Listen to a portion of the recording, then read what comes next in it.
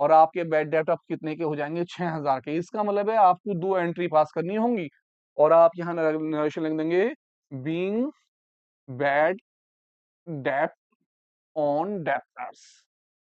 इसका मतलब है आपको 2 एंट्री बनानी है। सबसे पहले वाली एंट्री तो टोटल बैड डेब्ट की बनानी है कि सारे के सारे मेरे बैड डेब्ट जो है डेब्टर्स पे वो 6000 के हैं।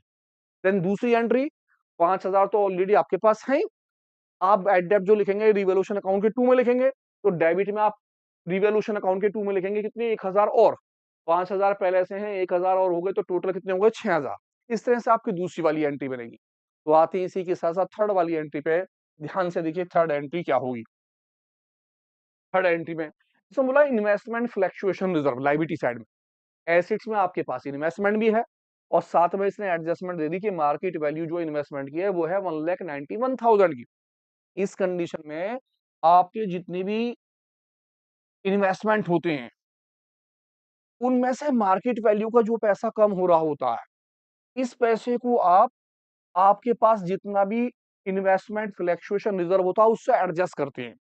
यानी कि इन्वेस्टमेंट फ्लक्चुएशन रिजर्व जो है, हमारे इन्वेस्टमेंट में अगर पैसे कम होते हैं तो उसके लिए बनाया जाता है। अगर पैसे कम हो रहे होंगे तो आप इससे कवर करते हैं। अब मेरे पास इन्वेस्टमेंट था 2 लाख रुपए का, आज मार्केट वैल्यू कितने की, 1,91,000 की।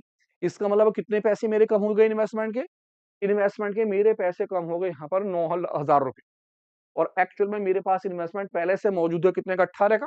तो मैं सबसे पहले इसकी एंट्री बनाऊंगा, मैं लिखूंगा क्या चीज, investment fluctuation reserve. Investment fluctuation reserve accounts debit, जो भी मेरे पास पैसा है मैं सारा पैसे लिख दूंगा 18,000 रुपए।